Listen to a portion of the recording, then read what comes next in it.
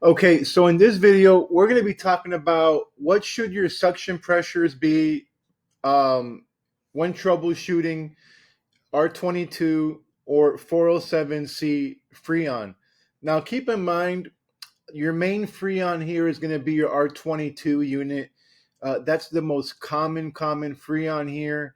Um, the 407C is just your alternative Freon. Okay, it's pretty much like a drop in for your R-22. Since the R-22 is really expensive now, a lot of technicians or companies are using 407C. Okay, so we're going to talk about this chart that I created here. Okay, and I'm going to explain to you in detail and examples of what this chart is actually about. Okay. So the first thing that we're going to talk about is your perfect range. Generally, perfect range, okay, is going to be on your upper left-hand side. Usually, you can get those type of pressures when the system is anywhere between 1 to 3 years old. Okay, as the machine loses efficiency and integrity. Okay, and then you're going to be in this range over here between 76 and 80 psig, where you see my mouse at right here. Okay, uh, as the unit gets older and older, okay, it's going to start, the pressures are going to start acting up as the machine gets dirtier, as you stop cleaning filters, it's going to start altering your pressures, okay? Um, Now, keep in mind, R-22, I believe the last unit that was made on R-22 was probably 2012. So anybody looking at this chart, okay, you're probably looking at a machine that's going to be maybe at least 12 years old at the very best. So it's going to be kind of hard to get your unit in perfect range, especially if your machine's already 12 years old. Okay. Uh, so, like I said, if you can get a machine that's 12 years old, R-22, and you're in this range over here my mouse is at, which is 7680 and low range 66, that's actually pretty good. Okay, I've seen a few units that are in the perfect range at that old, but you're usually talking about units that haven't been used too much, or they're pretty much a little bit oversized for the house where they don't work too hard, so, or they got multiple units in that house. Okay, so now if you're in these two ranges right here, you don't got to worry too much. You're working, you're in business. Okay, now the most important thing really with this video, we're going to talk about when you're in the bad range, right? The yellow range or the red range, right? So now there's actually on your gauges, right? When you look at your gauges, okay, they're both sides are actually important, your suction side and your discharge side, which is your blue or your red gauge. Okay, if either gauge is, let's say you have one side that's good and then you have the other side that's bad, you still have a problem with your air conditioning unit. You kind of want to have a balance, okay, where both of your actual gauges work together. Okay, so let's say your blue your suction gauge is yellow, but your discharge side is green. Okay, that's the thing. You kind of want both of your gauges to be on the, at least at the bare minimum, on the yellow, right? You don't want to have one yellow, one red, or one green and one red, right? Because that can happen. Okay, so you kind of want to have a balance within your system. If you have, let's say, one side green and then one side red, that doesn't work either. Okay, you want, like I said, you want to try to stay away from the yellow and the reds as much as possible and be in the light green if you can. Okay, but if you have no choice to be in the yellow, you're in the yellow. What are you gonna do, right? Okay, well, let's talk about this one right here first. Okay, where my mouse is at. Okay, we're gonna be talking about in the. I'm gonna be explaining right now the suction pressure on the third chart at the top where it says 82, 85, and 61, 63. Okay, let's talk about when does this usually happen. Okay, when are you going to get usually 82, 85? 82, 85 doesn't actually really mean that your unit's actually bad. You can get your machine can be working perfectly fine and be 82, 85. It just means that, you know what, it could just be really hot outside. Okay, um, that's one thing. If you notice, the remedy will match with the A and the A. So, and then the remedy B will match with the B. Okay, so let's talk about the A up there. Okay, so 82, 85. Okay, a lot of times also too, if your unit's in the garage or in the attic, sometimes you got that hot garage air leaking in your unit in the filter area, right? It can be leaking in your unit. Sometimes above in the actual in the garage area or in the closet, I've seen you could have the ceiling tiles above the actual air handler or furnace off, and then you got hot air from the attic going in your unit, right? You want to make sure that you don't got any extra heat going in that unit. Okay, make sure your unit in the attic or in your closet is taped up really good. Make sure you don't got no heat going in your unit. Okay, that's one way you can help stay out of that yellow, right? Even if your machine's working perfectly, right? Okay. Another thing on A, okay. Sometimes actually the unit can be undersized, okay. If your machine's undersized, especially if it's really, really hot outside, it's really going to show that it's undersized. Most of the time, okay, when a machine's undersized, you're not going to really notice until it hits over 100 degrees. Once it hits over 100 degrees, or you got, let's say, a party and you got massive amounts of people in that house, I'm talking about 10 people, 20 people going in that house, you're going to notice the machine is having issues, okay? Also, too, let's say you got a lot of opening and closing that door. You know, you got heat coming in the house. You're going to have these higher pressures, right? Try to keep the doors closed. You don't want no extra heat coming in that house, okay? Especially commercial businesses, okay? So let's talk about the lower range, okay?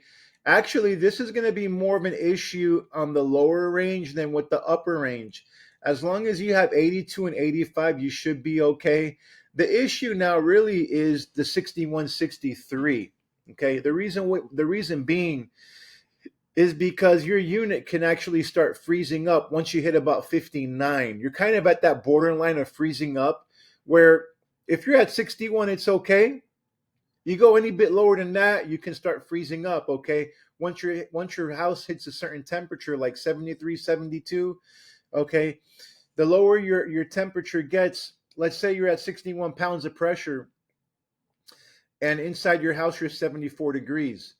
Once your home goes to about, let's say, 71 degrees, you remember, it's all relative, right? So if um if the temperature in your house drops, okay, your pressures are going to drop too, right? So if you drop 2 degrees, you'll probably drop about, let's say, 2 or 3 psigs, right? Maybe more.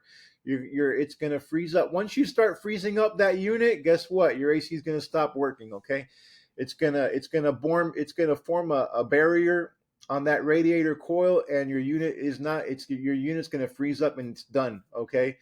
Another thing that can cause that 61, 63 range is low on Freon. If you're low on Freon, you can also get those low temperatures. Okay.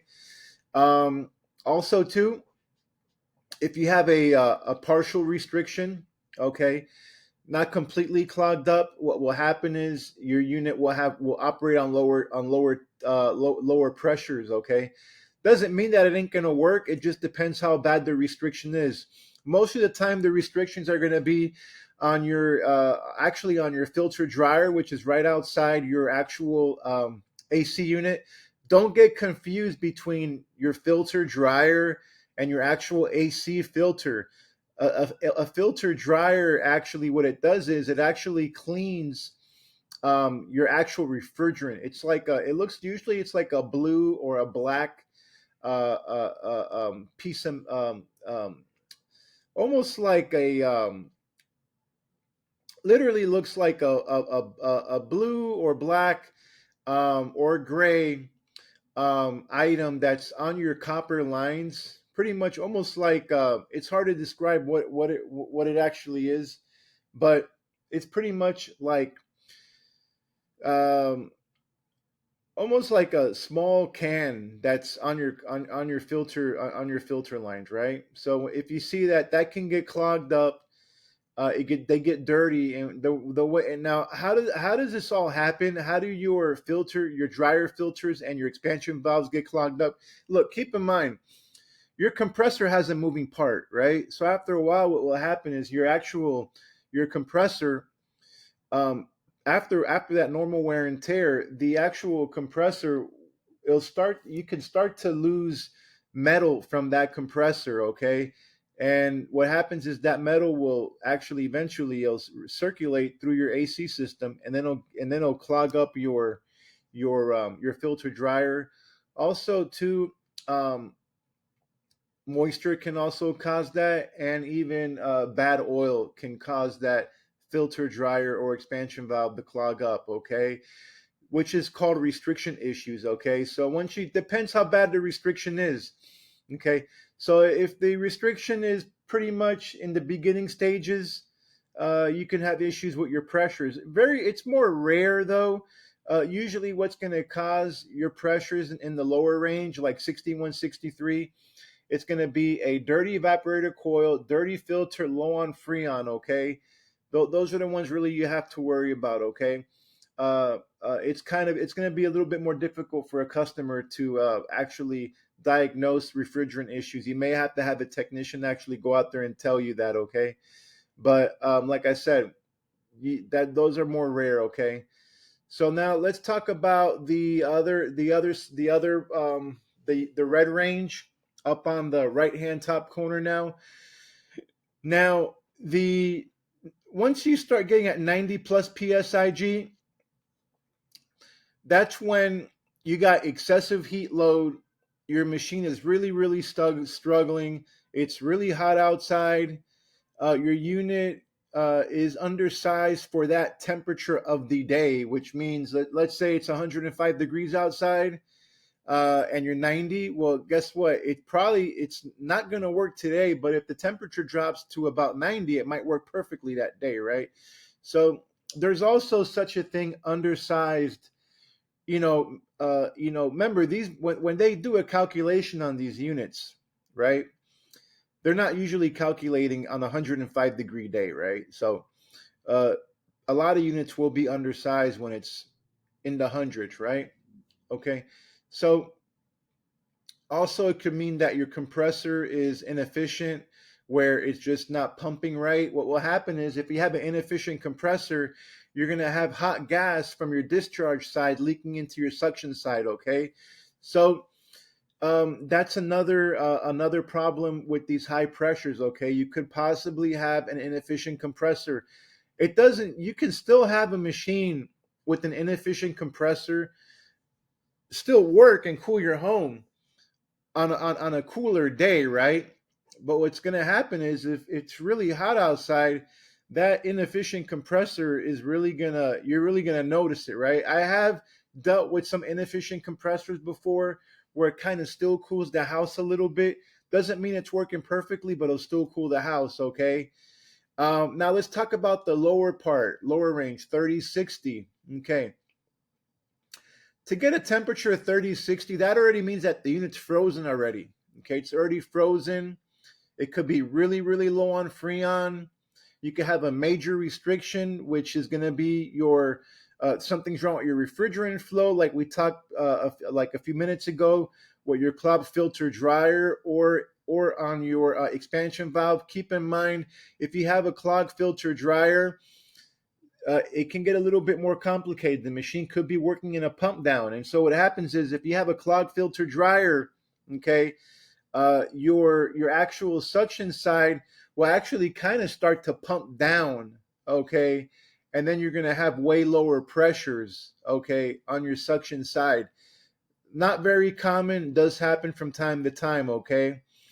Um, Okay, and that's pretty much it as far as the top part. Okay, another thing is too, I saw a lot of houses this summer uh, where it was well over 100 degrees. I mean, literally, that excessive heat load doesn't mean your machine's bad. Okay, it may just mean that it's just too much heat for the way they designed your house with that piece of equipment.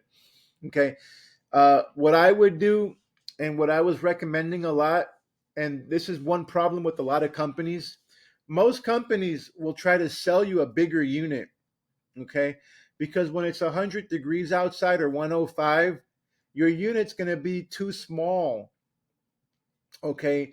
A lot of times it's just not going to be enough to cool your house, especially if you have a lot of these, let's say, townhouses, 3 floors, 1 unit outside. These townhouses work way better with 2 units in the backyard instead of one. But what you can do is and it's harder on a lot of these townhouses, but what you can do is instead of buying a brand new system and go, let's say you got a 4 ton unit or a 3 ton and you want to go up a little bit more. A lot of these companies will recommend, well, you know what, your unit's too small. We got to go up a little higher on your unit. Okay. What you can do is instead of spending and blowing $5,000 or $10,000 on a whole brand new system, just go to Home Depot and get a window unit. Okay, help it out just a little bit. That's my best advice. Instead of blowing 5 or 10,000, go to Home Depot, buy a portable for $500 or for $800 or $600. You're better blowing $500 on a window unit or a wall unit than blowing 5,000, right, or 10,000, right? That's what they usually want, right? So that's my best advice, and you're gonna notice that's gonna help you a lot. Okay, let's talk about now the discharge side. Okay, in the bottom here now. Okay, R-22 407 discharge pressures. Okay, keep in mind now, 220, 245, perfect range, good range. Okay range, 245, 269, that's good. Now the problem with R-22, okay, really, the rule of thumb is 300. Okay, you're really not going to tell how good or bad your unit's working until you crack 300. Okay, that's kind of like the magic number with R-22 or 407. Once you crack over 300, 305, 301, 320, guess what? It doesn't matter what your blue gauge is going to show, your unit is going to start struggling. At 300 pounds pressure, your unit will show signs of struggling. Once you got 310, 325, okay, your machine will start to struggle.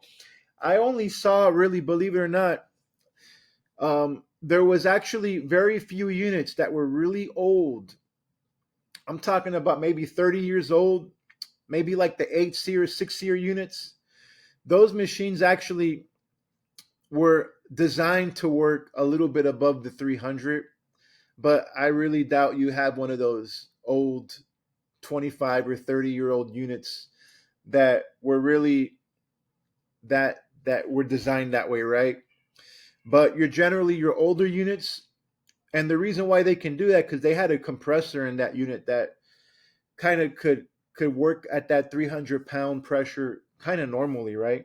But you don't see that because they made things so efficiently that these R-22s that they made in 2000, after 2000, they didn't work well at 300 pounds. So okay, so now um, we're going to talk about what happens if you're at 350 or 400.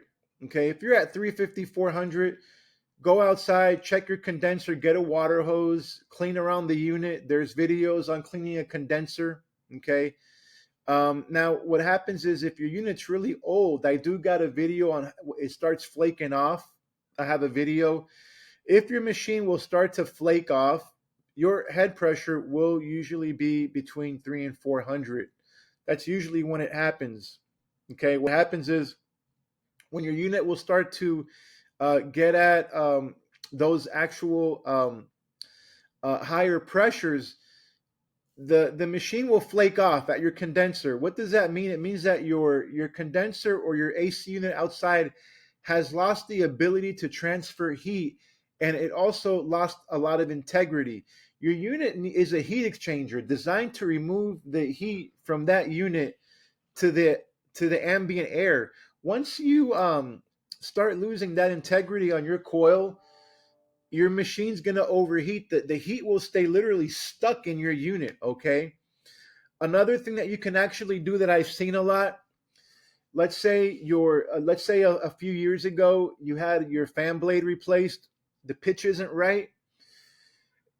That's going to affect it too. If let's say a few years ago somebody came out and put a different fan blade, if that fan blade isn't really right, okay, if the pitch ain't right, if it's not the same exact fan blade really from the manufacturer or something kind of close, that heat can't leave your unit. Okay, so make sure your fan blade is good.